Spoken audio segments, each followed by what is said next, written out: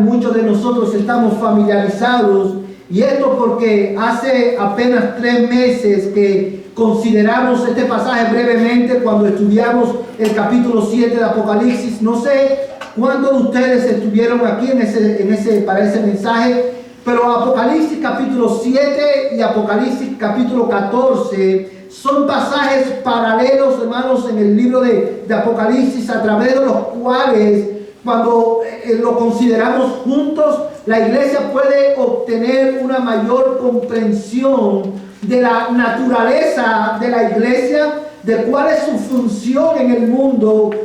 Podemos obtener una mayor comprensión a través de estos dos pasajes acerca de cuáles son las circunstancias inevitables que la iglesia tendrá que atravesar en este lado de la eternidad. Pero también a través de estos pasajes podemos tener una mayor comprensión de cuál es la bienaventurada esperanza que tiene la iglesia. El capítulo 7, hermanos, que consideramos hace 3 meses atrás, nos presenta a la iglesia como la respuesta a la pregunta con la cual termina el capítulo 6.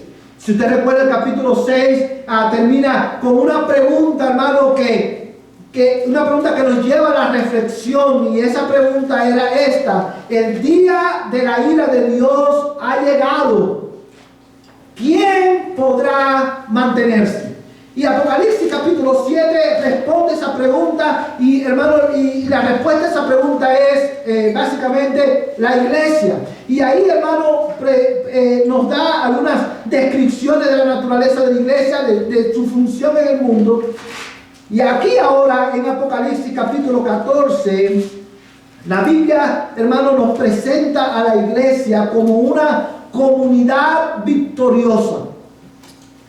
Ya que ni la persecución de la primera bestia, ni la seducción del falso profeta hicieron que se doblara sus rodillas y que recibieran la marca de la bestia. Y es por eso que Apocalipsis capítulo 14 comienza, hermano, con esta nota de esperanza para la iglesia. El capítulo 13 termina diciendo, quiero que mires, hermano, el capítulo 13 por un momento, el versículo 18, dice: aquí hay sabiduría, el que tiene entendimiento que calcule el número de la bestia, porque el número es el de un hombre, y su número es 666. Y el capítulo 14 comienza diciendo: miré, y he aquí el Cordero estaba en pie sobre el monte Sión, y con él 144,000 que tenían el nombre de él y el nombre de su padre escrito en su frente. El capítulo 13 nos deja con noticias que son desesperanzadoras, pero el capítulo 14 lleva a la iglesia de regreso a mirar a Cristo como el Cordero victorioso de Dios, en quien nosotros tenemos victoria. Y es por eso que el capítulo 14 es un capítulo que nosotros debemos considerar con detenimiento en esta mañana. Y es mi oración que Dios use este texto para renovar nuestra esperanza en Cristo y nuestro compromiso con Él. Vamos, hermanos, hoy vamos a estar considerando los primeros 5 versículos de Apocalipsis 14, y lo vamos a hacer bajo el título Contrastes. Lo vamos a hacer bajo el título Contrastes. Hermanos, el capítulo 14 de Apocalipsis no solamente provee una descripción clara de la iglesia, sino que también en ellos podemos ver un contraste marcado, definido entre dos comunidades.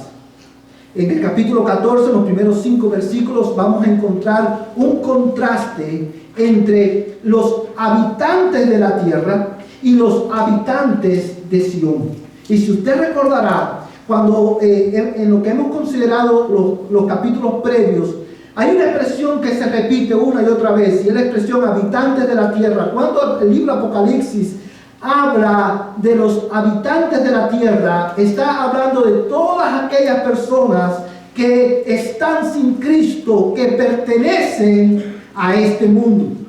En esta mañana vamos a estar considerando los contrastes que hay entre los habitantes de la tierra y los habitantes de Sión, que es la iglesia. La razón por la cual cada uno de nosotros debe prestar atención a este mensaje cuidadosa atención, es porque al terminar este mensaje, usted va a saber en cuál de estos dos grupos de personas usted se encuentra.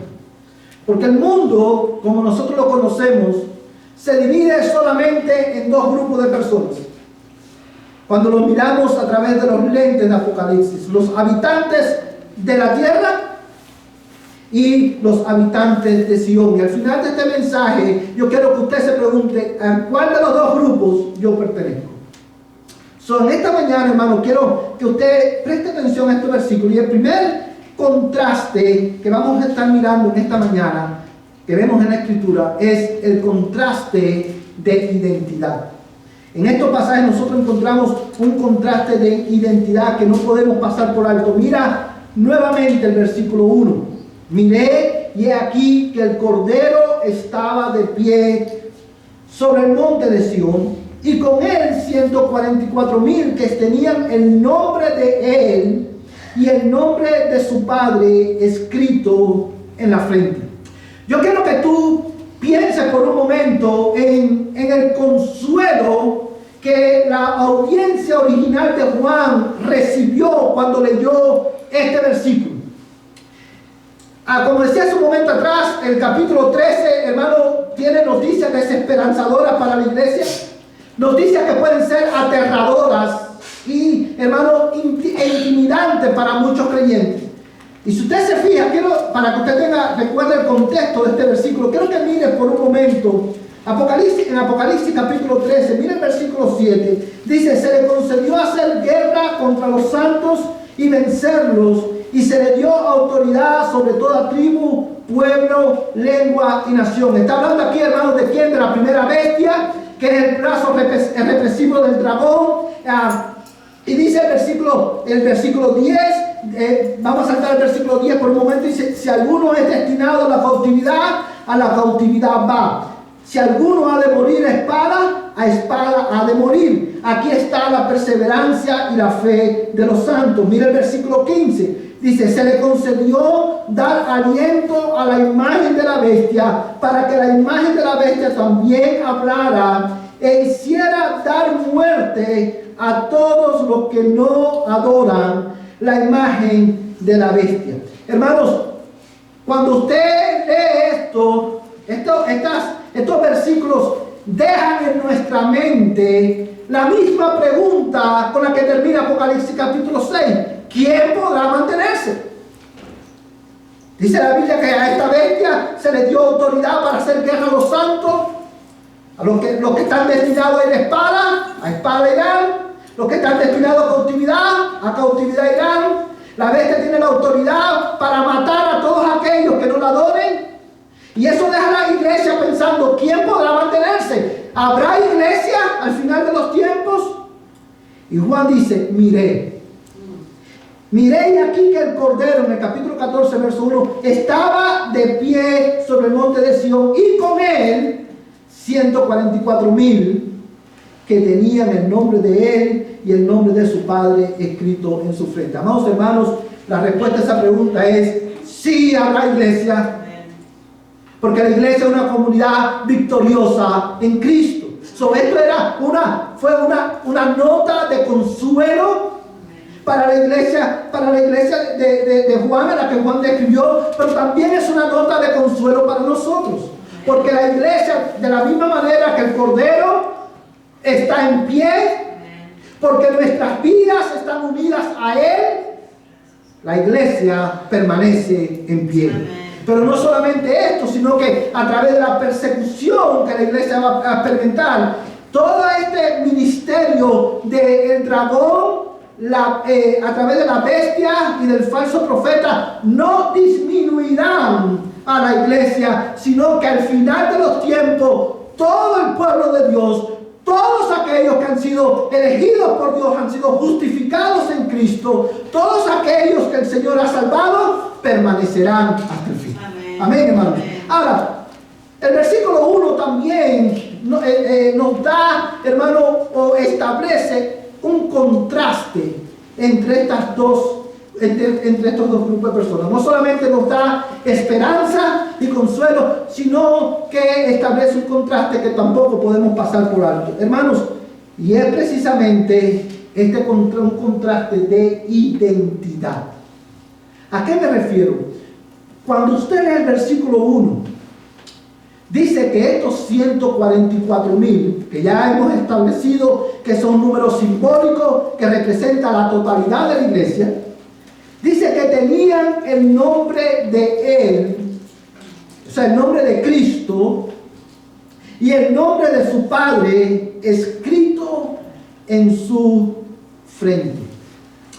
Hermanos, cuando usted lee este versículo, ¿qué es lo primero que viene a nuestra mente? La marca de la bestia. Una de las cosas que distingue al creyente del no creyente es que los habitantes de la tierra viven bajo el dominio de Satanás. Y ese dominio se pone de manifiesto en que ellos piensan como el dragón y actúan como el dragón, a diferencia de los creyentes, los verdaderos creyentes que no tienen la marca de la bestia, sino que tienen el nombre de Cristo y de su Padre escrito en su frente. Amados hermanos, y evidentemente, de la misma manera que la marca de la bestia es un número simbólico, cuando dice Apocalipsis capítulo 14, que tenemos que la iglesia, estos 144,000, tienen en su frente escrito el nombre de Él y el nombre de su Padre. Eso es un lenguaje simbólico que habla de la identidad de los verdaderos creyentes. Ahora bien, ¿qué significa este lenguaje simbólico?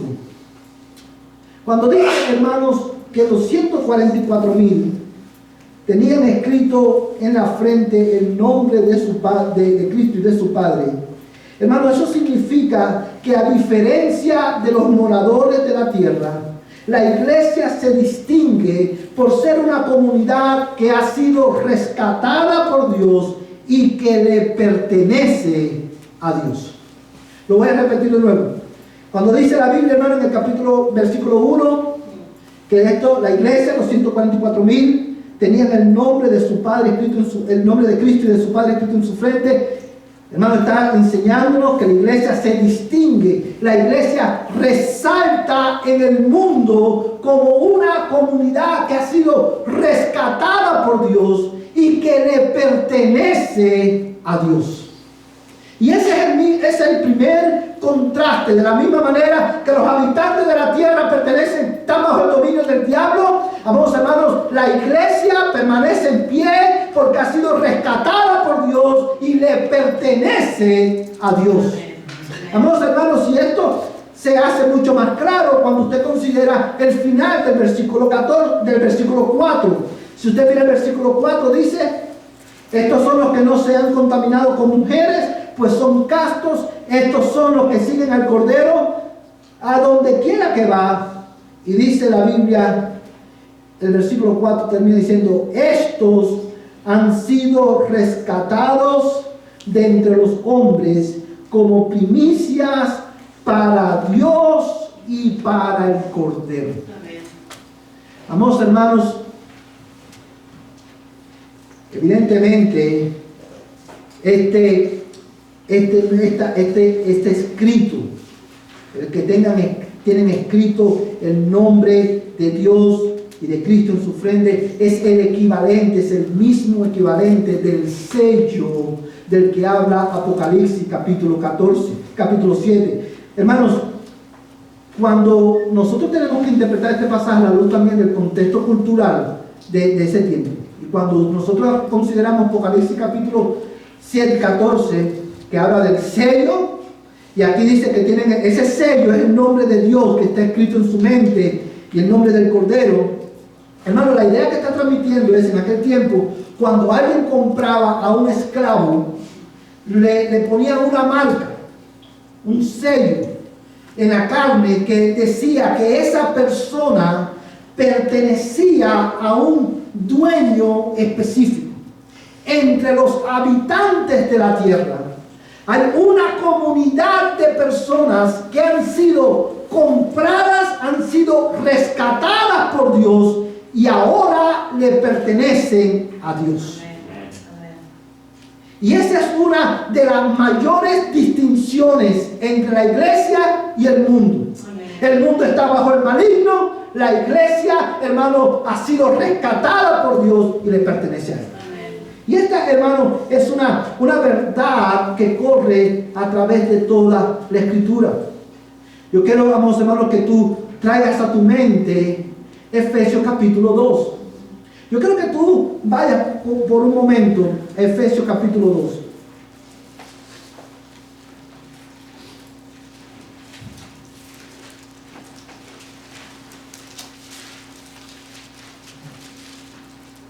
Amén.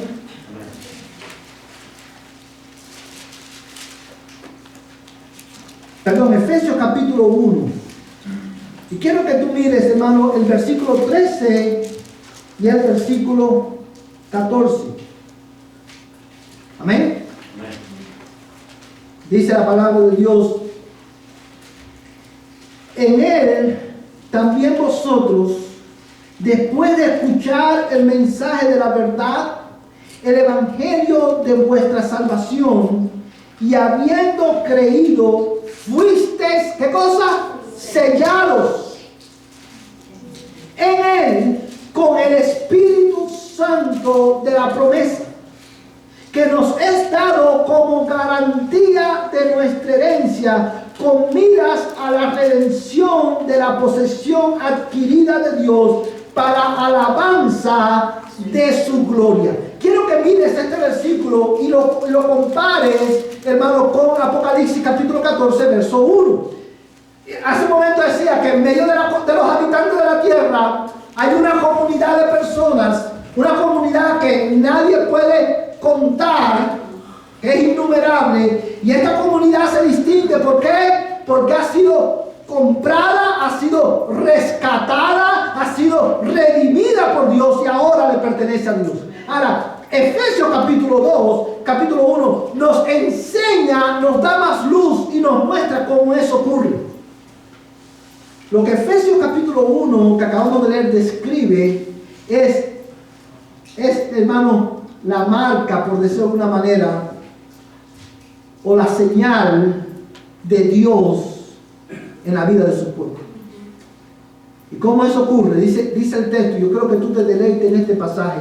En Él, o sea, hablando, hermano, ¿de quién? De Cristo. En Cristo también vosotros, después de escuchar el mensaje de la verdad, el evangelio de vuestra salvación, y habiendo creído, fuisteis sellados en Él con el Espíritu Santo de la promesa. Lo que eso significa es que después de que una persona, cuando el pecador, el habitante de la tierra, cuando escucha el mensaje del evangelio, el mensaje de salvación en Cristo, y cree en ese mensaje y se arrepiente de su pecado, en ese momento esa persona es sellada con el Espíritu Santo. El Espíritu Santo viene a habitar en él, viene a morar en él, y escribe el nombre de Cristo y de su Padre en su frente, significando que a partir de ese momento esa persona empieza a pensar y a vivir como Cristo,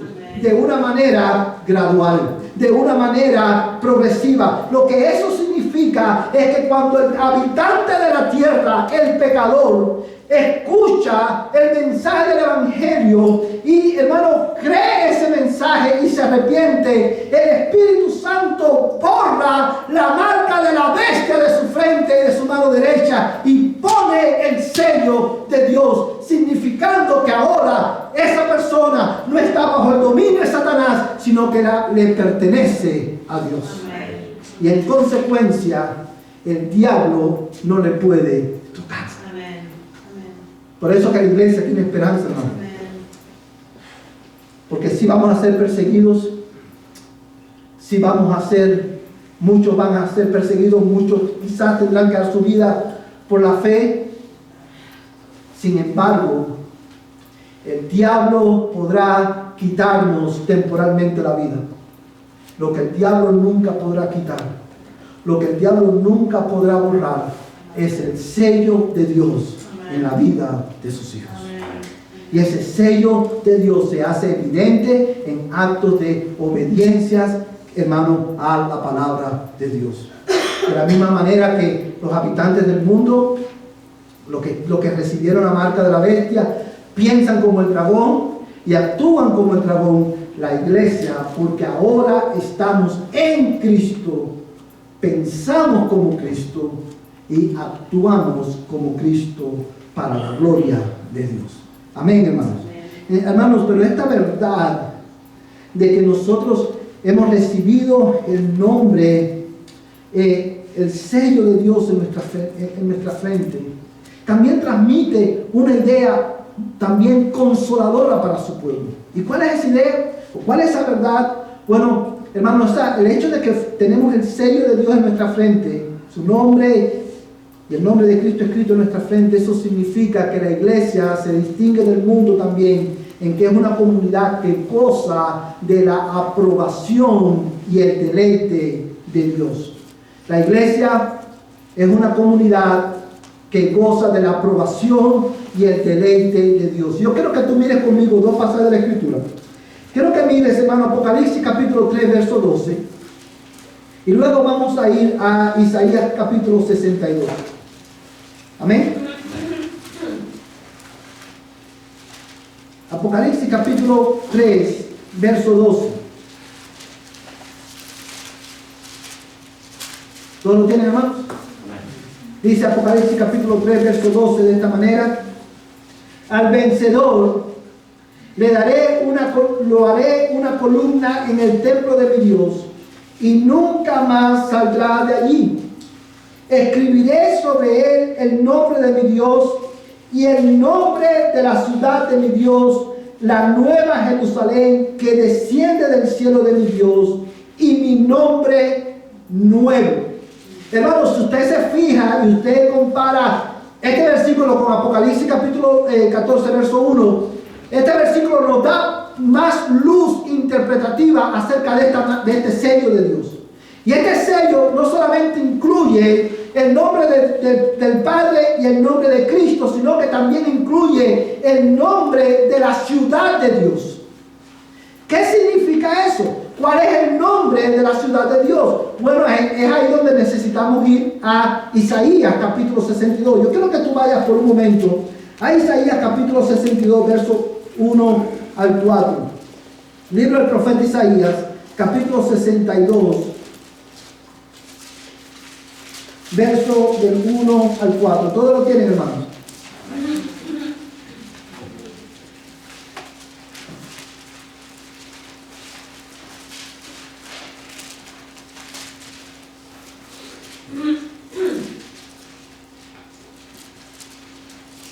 Yo quiero leer rápidamente estos versículos. Yo quiero que usted los marque en su Biblia. Dice: por amor de Sión no callaré, y por amor de Jerusalén no estaré quieto, hasta que salga su justicia como resplandor y su salvación se encienda como antorcha.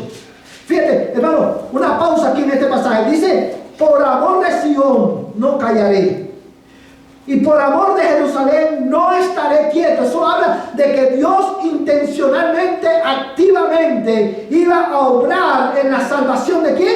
De su pueblo. Dice: hasta que salga su justicia como resplandor y su salvación se encienda como antorcha, entonces verán las naciones tu justicia y todos los reyes tu gloria, y te llamarán con un nombre ¿cómo? Nuevo. Y te llamarán con un nombre nuevo que la boca del Señor determinará.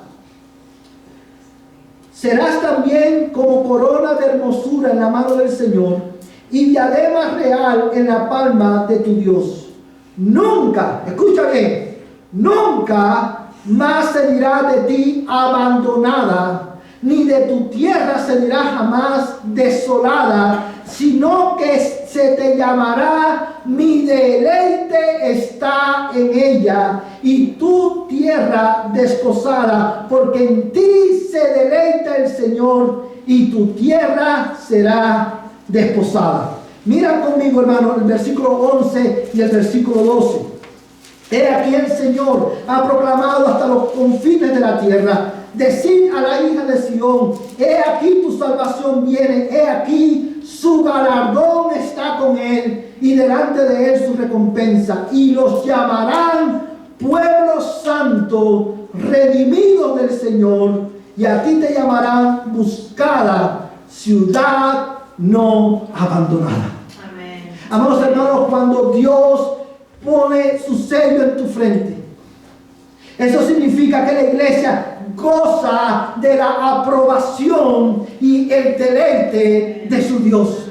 Dios, hermano, se deleita en su pueblo. Él tiene su deleite en su pueblo. Cuando la ira de Dios está sobre los impíos, cuando la ira de Dios está sobre los habitantes de la tierra, el deleite de Dios está en su pueblo. Pero dice el texto, hermano, quiero que tú consideres esta palabra. En el verso 4 dice, nunca más se dirá de ti abandonada. Porque los hermanos, los habitantes de la tierra han sido abandonados por Dios. Por causa de su pecado. Por causa de su rebelión. Dice, y Dios dice a su pueblo, nunca más se te dirán abandonada, ni de tu tierra se dirá jamás desolada, sino que se te llamará mi deleite está en ella, y tu tierra será desposada. Hermanos, cuánto consuelo no nos da eso a nosotros hoy. Saber que el deleite de Dios está en ti. Amén. No por tus obras, amén, sino por las obras perfectas de Jesucristo. Amén. Porque Dios, hermanos, se deleita en Cristo. Porque su deleite está en su único Hijo amado, y tu vida está unida a Él por la fe. Ahora el deleite de Dios está en ti. Dios se deleita contigo, Dios se deleita con su pueblo, y gozamos de la aprobación de Dios. Eso significa, mi amada iglesia, que tú no tienes que hacer nada para que Dios te apruebe o para ganar la aprobación de Dios. Porque en Cristo ya tú has sido aprobado. Amén. En Cristo Dios tiene su deleite en ti. Amén. Y eso debe ser motivo para que la iglesia adore constantemente al Señor. Amén. Amados hermanos, nosotros no pertenecemos al mundo, porque el nombre de Cristo ha sido escrito en nuestra mente. Pero también Apocalipsis 14 nos presenta un segundo contraste muy importante. No solamente un contraste de identidad, sino también un contraste de adoración. Yo quiero que tú vuelvas conmigo a Apocalipsis capítulo 14. Dice, hermano, el versículo 2, perdón. Apocalipsis capítulo 14, verso 2 dice, y oí una voz del cielo como el estruendo de muchas aguas y como el sonido de un gran trueno. Y la voz que oí era como el sonido de arpistas tocando sus arpas. Y cantaban un cántico nuevo delante del trono y delante de los 4 seres vivientes y de los ancianos, y nadie podía entender el cántico sino los 144,000 que habían sido rescatados de la tierra. Vamos a hacer una pausa aquí por un momento, hermanos. Uno de los contrastes más visibles entre la iglesia y el mundo es precisamente el objeto de nuestra adoración. Una de las cosas que hemos aprendido a través del libro Apocalipsis es que el Evangelio cambia, hermano, nuestra relación con Dios, pero cambia también el objeto de nuestra adoración. En el capítulo 13 nosotros aprendimos que el dragón, a través de la bestia, no solamente coacciona la adoración de los hombres, sino que también, hermano, a través del falso profeta, el dragón engaña a las naciones para que las naciones, los habitantes de la tierra, adoren al dragón, adoren a Satanás. Pero en este versículo que acabamos de leer, nosotros vemos, hermanos, que la iglesia es una comunidad de personas que adora gozosamente a su Creador, a su Salvador. Dice el texto, y oí una, hermano, dice, oí una voz en el cielo, como el estruendo de ¿qué? De muchas aguas. Hermanos, en el verso 3 dice, y cantaban un cántico nuevo delante del trono y delante de los 4 seres vivientes y de los ancianos, y que nadie podía entender el cántico sino los 144,000 que habían sido rescatados de la tierra. Piensa por un momento en estos versículos. Yo quiero que tú pienses en las características de esta adoración, de la adoración que la iglesia le ofrece a Dios por medio de Cristo. La adoración del mundo es a Satanás, y es una adoración que se logra por coacción y por engaño. Pero aquí dice el texto, hermano, que esta adoración, la adoración que la iglesia ofrece, va directamente ¿a quién? A Dios. Pero es una adoración que es poderosa y es una adoración que es agradable a Dios. Y usted se preguntará, ¿cómo usted lo ve? ¿A dónde usted lo ve? Bueno, dice el texto, hermano, en el verso 2, que él oyó una voz del cielo, como el estruendo de muchas aguas, y como el sonido de un gran trueno, y la voz que oí era como el sonido de arpistas tocando sus arpas.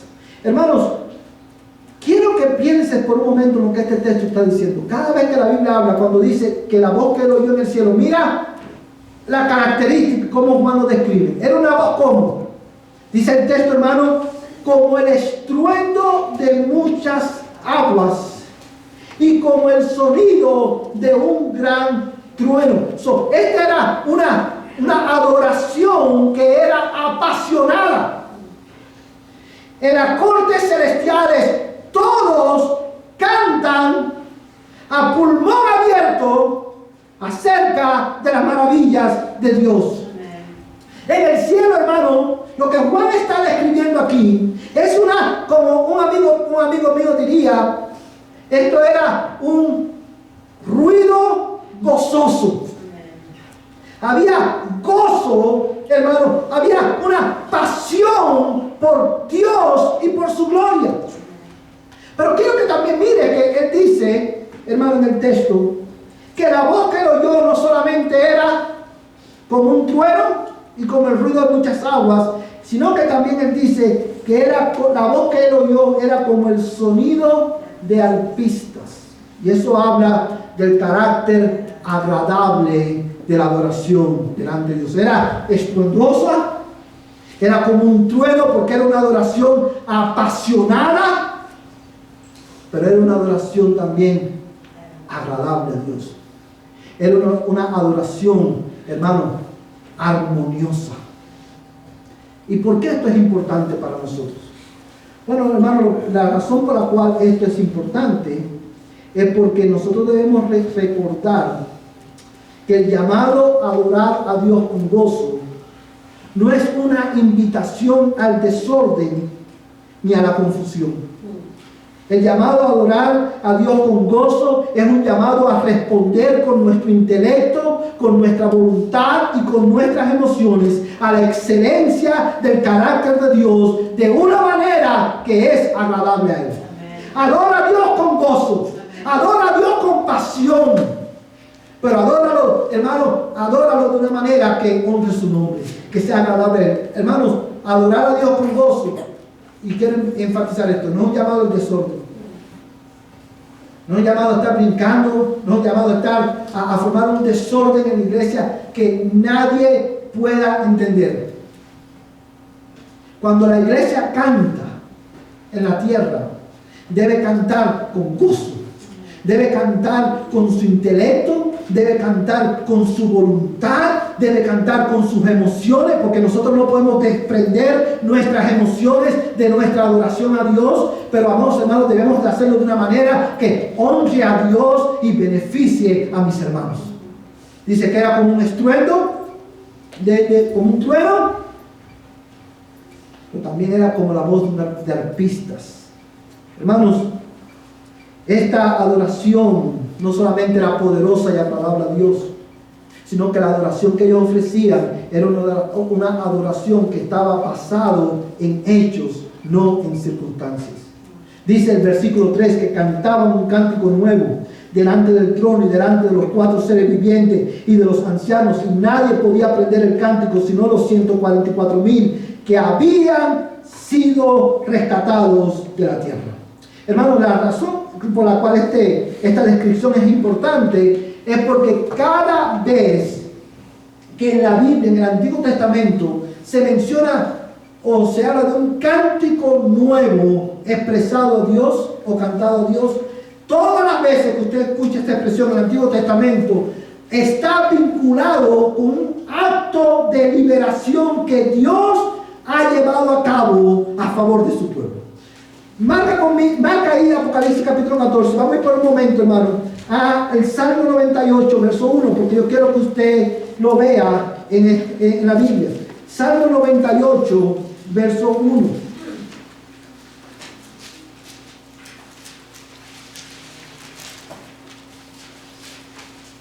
Amén. Vamos a hacer algo para que usted pueda ver, hermano, lo pueda ver en la Escritura. Mira primero conmigo el Salmo 96, verso 1 y verso 1 y verso 2, y vamos a leer nuevamente, y después vamos a leer el Salmo 98, verso 1 y verso 2. ¿Todos lo tienen, hermano? Salmo 96. Cantar al Señor un cántico nuevo. Cantar al Señor toda la tierra. Cantar al Señor, bendecir su nombre, proclamar de día en día las buenas nuevas de su salvación. Amén. Amén. Mira el versículo, capítulo 98, versos 1 y 2. Cantar al Señor un cántico nuevo, porque ha hecho, ¿qué cosa? Maravillas. Su diestra y su santo brazo le han dado la victoria. El Señor ha dado a conocer su salvación, a la vista de las naciones ha revelado su justicia.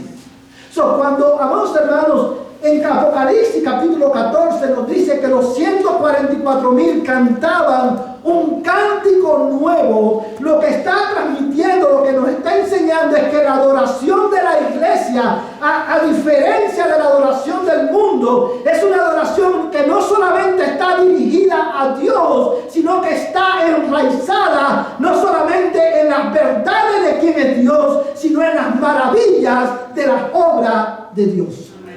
Y si usted se fija en Apocalipsis capítulo 14, verso 3, dice que ellos cantaban porque, dice, estos son los que han sido rescatados de la tierra. No es una adoración circunstancial, no es una adoración basada solamente en emociones. Aunque como dije hace un momento atrás, las emociones son necesarias, pero no solamente está basado en emociones, está enraizado en verdades eternas de quién es Dios y en sus obras maravillosas en la vida de su pueblo. Amén. La razón por la cual esto es importante es porque nos enseña una vez más cómo la iglesia debe adorar y cuál es la motivación correcta para adorar.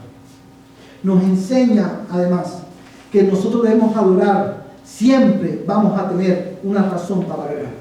Hermanos, mira, piensa conmigo por un momento en esto. Y mira tu vida a la luz de este pasaje. Nuestra tendencia natural es enfocarnos en el aquí y ahora. Cuando tú y yo enfocamos nuestra atención en nuestras circunstancias, que pueden ser buenas o pueden ser malas, cuando tú y yo nos enfocamos en nuestra aflicción presente y temporal, cuando tú y yo no vemos más allá de nuestro día a día aquí en la tierra, como resultado tu corazón va a desarrollar una actitud, hermanos, de queja y de amargura. No vas a tener razón para adorar. Cuando tus ojos están enfocados en aquí y ahora, en esta aflicción temporal, y tú no puedes ver más allá, eso va a apagar el gozo de nuestra salvación. Y nos va a llevar a vivir, hermano, de día en día. Vamos a actuar y a caminar basado en nuestras emociones. Pero cuando tú pones tus ojos y te enfocas en la verdad de quién es Dios, de que Él es el Señor, Él es el Salvador, Él es tu Redentor, Él te rescató, tus pecados han sido perdonados, tú eres aceptado delante de Él. Esas verdades van a renovar en nosotros el gozo del Señor cada día. Amén. Amén. ¿Te recuerdas, hermano, como leíamos en el canto de Moisés? El Señor es nuestro canto. Amén. Y nuestra fortaleza. Amén. El Señor es nuestro canto y nuestra fortaleza. Ellos cantaban, estos 144,000 que representan la iglesia, ellos sufrieron también. Muchos de ellos padecieron, muchos de ellos padecerán, muchos de ellos murieron, muchos de ellos morirán. Sin embargo, en sus bocas había un canto de adoración a Dios. Amén. ¿Por qué? Porque ellos entendían que habían sido rescatados de la tierra. Habían sido rescatados de la ira de Dios. Oh, mi hermano, Amén. quiera Dios renovar nuestra motivación para adorarle. Amén. Nosotros no le adoramos a Él por lo que Él, si nuestras circunstancias son buenas o son malas. Nosotros no le adoramos a Él porque Él responde nuestras oraciones. No le adoramos a Él solamente porque Él nos ha protegido. Le adoramos a Él por sobre todas las cosas, por quien Él es. Y porque independientemente de mis circunstancias en este mundo, yo tengo en Cristo una herencia eterna. Amén. Tengo algo seguro en Él. Y eso promueve en mí un espíritu de adoración gozoso y reverente delante de Dios. Pero también quiero que mire las características de esta adoración, o la expresión más bien de esta adoración. Dice el texto, vamos a ir de nuevo a Apocalipsis capítulo 10, capítulo 14. Quiero que mires, hermano, por un momento Apocalipsis capítulo 14. Mira lo que dice este texto, hermano. Verso 4. Estos son los que no se han contaminado con mujeres, pues son castos. Estos son los que siguen al Cordero a donde quiera que va. Estos han sido rescatados de entre los hombres como primicias para Dios y para el Cordero.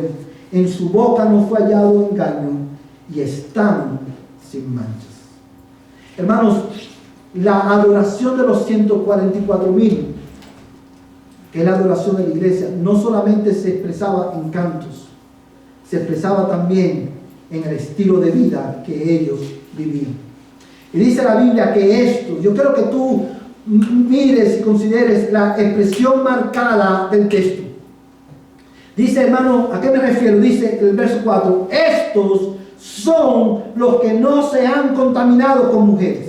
Está describiendo a este grupo de personas como un grupo que no se ha contaminado con mujeres. ¿Qué significa eso, hermano? Hermano, eso no significa que estos son un grupo de personas que nunca se han casado o que nunca han tenido relaciones sexuales con sus mujeres, con su esposa. ¿Sabe por qué? Porque el matrimonio es una institución divina. Y el sexo es un regalo de Dios para el hombre, para que sea disfrutado en el contexto del matrimonio. Cuando dice que estos hombres no se contaminaron con mujeres, no está diciendo que nunca se casaron o que nunca tuvieron relaciones con su esposa. Hermano, en la Biblia, esta es una expresión, especialmente en el libro de Apocalipsis, que apunta a la inmoralidad espiritual. Apunta y habla de la idolatría. Lo que está diciendo es que estos 144,000 no se contaminaron con la adoración del mundo. ¿Y por qué lo sabemos? Por lo que dice Apocalipsis capítulo 17, verso 1. Mira Apocalipsis 17, hermano, por un momento. Verso 1.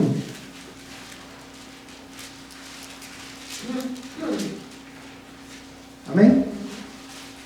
Dice de esta manera el texto: y uno de los 7 ángeles que tenían las 7 copas de vino de las 7 copas vino y habló conmigo diciendo: ven, te mostraré el juicio de la gran ramera que está sentada sobre muchas aguas. Con ella los reyes de la tierra cometieron actos inmorales y los moradores de la tierra fueron embriagados con el vino de su inmoralidad. Hermanos, cuando dice que estos hombres, los 144,000, no se contaminaron con mujeres porque son vírgenes, lo que estás diciendo es que esta es una comunidad de personas que no han participado con el mundo en una adoración falsa. Esta es una comunidad de personas que ha vivido y vive fielmente para Dios. Es una comunidad de personas que vive, que son fieles a Dios, no se han contaminado con la adoración del mundo. Amados hermanos, pero también la adoración de la iglesia se pone de manifiesto no solamente en su fidelidad a Dios, sino que también se pone de manifiesto en un compromiso sacrificial hacia Dios. Mira Apocalipsis capítulo 14, verso 4 nuevamente. Dice la segunda parte del verso 4: estos son los que siguen al Cordero a donde quiera que va. ¿Qué contraste, hermano, de adoración? Si usted recuerda, Apocalipsis 13 dice que los habitantes de la tierra adoraban a la bestia y seguían a la bestia. Los habitantes de Sion, los 144,000, siguen al Cordero. Y dice, donde quiera que el Cordero va. Y esto habla de un compromiso sacrificial de la iglesia con Cristo. Y yo te pregunto en esta mañana, ¿a quién tú estás siguiendo? ¿A la bestia o al Cordero? Seguir al Cordero donde quiera que va implica morir a ti mismo. Seguir al Cordero donde quiera que él va implica morir a tus planes, morir a tus deseos, morir a ti mismo para seguirlo a él donde quiera que él te lleve. Amén. Implica morir a ti mismo y estar dispuesto a sufrir por causa de él. Y eso solamente lo podemos hacer como una expresión de nuestra adoración a él cuando entendemos quién es él. Amén. Hermano, pero también la adoración de los 144,000 se refleja y se pone de evidencia en que ellos vivían una vida que reflejaba el carácter de Dios. De la misma manera que los habitantes de la tierra viven una vida que refleja el carácter del dragón, porque hablan como el dragón y actúan como el dragón. La iglesia es una comunidad de personas que refleja el carácter de Dios en todas las cosas. Y esto lo vemos, hermano, en el hecho de que dice el versículo 5: en su boca no fue hallado engaño, están sin manchas. Y yo quiero que tú mires el orden de este versículo. Dice: en su boca no fue hallado engaño. Hermano, esta expresión hace referencia a varias cosas. No solamente está diciendo que ellos no dicen mentira. Dice la Biblia, hermano, que los hijos de Dios no dicen mentira. Porque Dios es verdad. Cuando tú dices mentira y hablas mentira, tú no estás reflejando el carácter de Dios. Tú estás reflejando el carácter del dragón, del falso profeta. Dice que ellos no hablaban mentira. ¿Por qué? Porque la iglesia habla, ¿qué cosa? Verdad. Pero también esta expresión dice también, cuando dice ellos no hablan mentira, no fue hallado engaño en su boca, habla de que su confesión de fe estaba de acuerdo con la manera en la que ellos vivían, o de otra manera, o dicho de otra manera, cuando dice que no había engaño en su boca, lo que está diciendo es que ellos vivían de acuerdo a la confesión de fe. Cuando ellos decían Cristo es Señor, ellos vivían como esclavos de Cristo. Cuando ellos decían Cristo es la perla de gran precio, ellos estaban dispuestos a dejarlo todo por Cristo. Cuando ellos decían Cristo es mi vida, ellos están dispuestos a morir por Cristo. Amén. No había engaño en su boca. Hermano, cuán instructivo es eso para nosotros. Y yo te pregunto en esta mañana, cuando tú vienes el domingo a la iglesia a cantar, y tú cantas, de lunes a sábado, tú vives en luz de lo que tú has cantado. ¿Tú realmente crees que Cristo es Señor? ¿Tú realmente crees que Él es todo? ¿Tú realmente crees que Él es quien tú dices, quien tú cantas, quién eres? Tu vida refleja tu confesión de fe. Cuando tu vida no refleja tu confesión de fe, tú cantas mentira. Y dice que la adoración de la iglesia no solamente se expresaba en cantos, sino que también en su estilo de vida, porque en su estilo de vida ellos reflejaban el carácter de Dios. Y esto, una vez más, no es de nosotros. Esto es de Cristo. Y viene de Cristo. ¿Y dónde lo vemos? En que dice el texto, hermano, en su boca no fue hallado engaño. Están sin mancha. ¿Tú sabes lo que eso significa, hermano? Fíjate que nos dice, ellos están sin mancha y no hay engaño en su boca. No, el orden es diferente. Él no está diciendo, si dijera, están sin mancha, por lo cual no hay engaño en su boca, o lo que está diciendo es que, o sea, no hay engaño en su boca, y porque no son mentirosos, están sin mancha. No, el texto dice lo contrario. Dice, ellos no hay engaño en su boca. ¿Por qué? Porque en ellos no hay mancha, porque ellos han sido justificados delante de Dios. Y como resultado de nuestra justificación, cuando hablamos de acuerdo al carácter del Dios que nos ha justificado. No en la base de nuestra justicia, sino en la base de la justicia de Cristo. Quiera el Señor, hermano, ajustar nuestra adoración a la luz de esta verdad. Hermano, hay un contraste de identidad que no podemos pasar por alto. Y hay un contraste de adoración que no podemos ignorar. ¿A qué grupo tú perteneces? ¿Qué sello tú tienes en tu frente? ¿El de la bestia o el de Dios? ¿A quién tú estás adorando? ¿Al falso profeta? ¿A la bestia? ¿O al Cordero de Dios? Estas son preguntas que nos deben llevar a reflexionar en esta mañana. Yo quiero invitarte a que tú te pongas en pie y que tú medites en lo que hemos aprendido en esta mañana. Yo quiero animarte que ahí donde tú estás, tú reflexiones, quiero darte unos segundos, que tú pienses, reflexiones en lo que tú has escuchado en esta mañana. Y si tú estás sin Cristo hoy, quiero animarte, quiero llamarte a que mires, pongas tu mirada en el Cordero de Dios que murió por ti. En Él hay salvación. En Él hay vida eterna.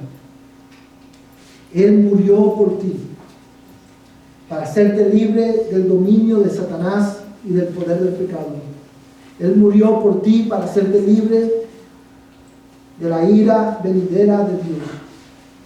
Cristo murió y fue enterrado y resucitó victorioso al tercer día.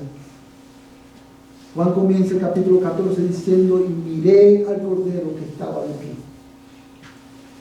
Yo quiero invitarte en esta mañana, quiero llamarte en esta mañana a que pongas tu mirada en el Cordero que está de pie, en el Cordero victorioso que murió y resucitó para nuestra salvación. Cree en Él y arrepiéntete de tus pecados. Y si tú estás en Cristo, pídele a Dios en esta mañana que lo que tú hoy has aprendido ajuste tu estilo de adoración, ajuste la manera en que tú vives, para que el sello de Dios en tu vida se haga evidente delante de todo lo que te rodea. Padre, en esta mañana te damos gracias, Señor, por tu palabra. Te damos gracias, Señor, porque tú has hablado a nuestra vida. Te damos gracias, Señor, porque tu palabra no volverá a ti vacía. Yo quiero rogarte, Dios mío, en el nombre de Jesús, que tu Espíritu Santo la prospere en nuestros corazones, guiando a la salvación a los que no te conocen y santificando a tu pueblo. Señor, yo te ruego en el nombre de Jesús que por medio de tu palabra, tú, Señor, transformes la manera en que tu iglesia vive. Que por medio de tu palabra tú nos lleves, oh Dios, a enfocar nuestra mirada en ti. Oh Dios eterno, cambia la manera en que nosotros te adoramos. Cambia la manera en que nosotros te exaltamos. Y ayúdanos a vivir para tu gloria. En el nombre de Jesús te lo ruego. Y ahora, Señor, que vamos a nuestros hogares, quiero rogarte que tú, oh Dios, bendigas a tu pueblo con tu paz. Que el amor de Dios, el Padre Celestial, la gracia y la paz de Jesucristo, el Señor de nuestras vidas, y la comunión del Espíritu Santo, la tercera persona de la bendita Trinidad, sea con este tu pueblo, desde ahora y hasta que Cristo venga por nosotros. Amén y amén. Vayan en paz, hermanos.